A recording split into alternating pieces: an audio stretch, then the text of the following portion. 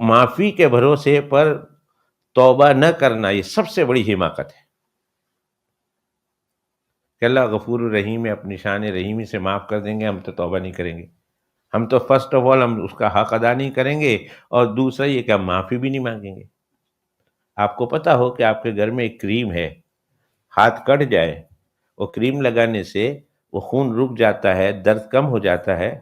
تو چونکہ آپ کے گھر میں رکھی ہوئی ہے تو اس امید پر کیا کوئی شخص اپنی انگلی کاٹتا ہے کہ ہمارے گھر میں تو کریم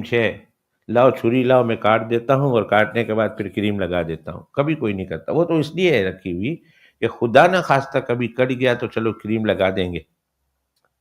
تو اس امید پر کہ اللہ غفور الرحیم ہے، میں گناہ پہ گناہ کرتے جاؤں یا اس کا امانت کا حق ادا نہ کروں اور پھر توبہ استغفار بھی نہ کروں کہ اللہ معاف کر دیں گے، یہ کوئی ضروری تو نہیں ہے اللہ پر۔ معاف کر دیں تو کر سکتے ہیں، لیکن پروسیجر یہ ہے کہ مطالبہ ہوگا، پوچھا جائے گا کہ کیوں تم نے نہیں کیا۔ ایسے قرآن شریف میں اور حدیث شریف میں بے شمار ایسے واقعات ہیں جس میں ہزارہا گناہ کرنے کے باوجود بھی اللہ نے اس کو معاف کر دیا، لیکن کیا وہ جو اس کے ساتھ معاملہ ہوا تھا اللہ کر سکتے ہیں ہمارے ساتھ بھی ایسا کریں گے؟ اس کی کیا گارنٹی؟ کر سکتے ہیں اللہ، لیکن کیا ہمارے ساتھ بھی ویسے ہی کریں گے؟ اور اس امید پر ہم نے معافی بھی نہیں مانگنی، حق بھی پورا ادا نہیں کرنا، کر سکنے کے باوجود ادا نہ کرنا۔ یا اللہ، میرے اور آپ کے آقا جناب رسول اللہ صلی اللہ علیہ وسلم،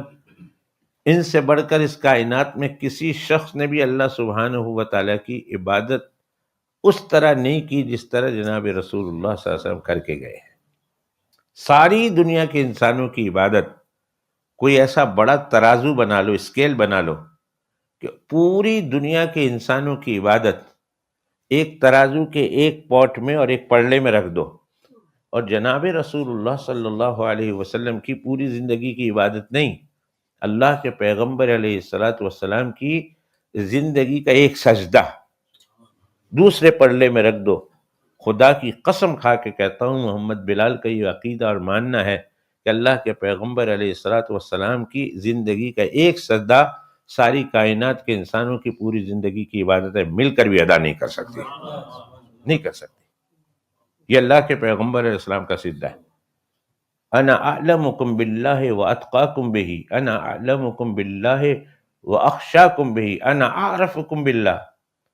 عارفکم باللہ، میں اللہ کو سب سے زیادہ جاننے والا، اللہ سے سب سے زیادہ ڈرنے والا، اللہ سبحانہ وتعالیٰ کا سب سے زیادہ تقوی رکھنے والا، اللہ کا سب سے زیادہ خوف اور خشیت رکھنے والا جناب رسول اللہ صلی اللہ علیہ وسلم نے فرمایا۔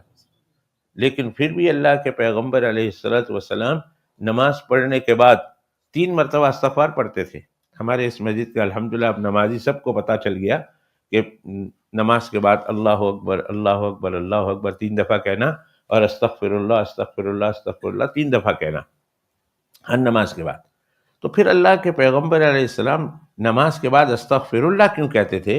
علماء کرام نے اس کی حکمت یہ بتائی کہ اللہ کے پیغمبر علیہ السلام اللہ کی پاک بارگاہ میں دعا کرتے تھے کہ اللہ جس طرح تیرے سامنے مجھے کھڑا ہونا چاہیے تھا، رکوع کرنا چاہیے تھا، سجدہ کرنا چاہیے تھا، میں محمد الرسول اللہ صلی اللہ علیہ وسلم بھی تیرے سامنے کھڑے ہونے کا، رکوع اور سجدہ کرنے کا حق ادا نہ کر سکا، اے اللہ میں اس کی معافی مانگتا ہوں۔ تو جب اللہ کے پیغمبر علیہ السلام ہاتھ کھڑے کر دے، سرنڈر ہو جائے، تو پھر میری اور آپ کی ہمیں تو چاہیے،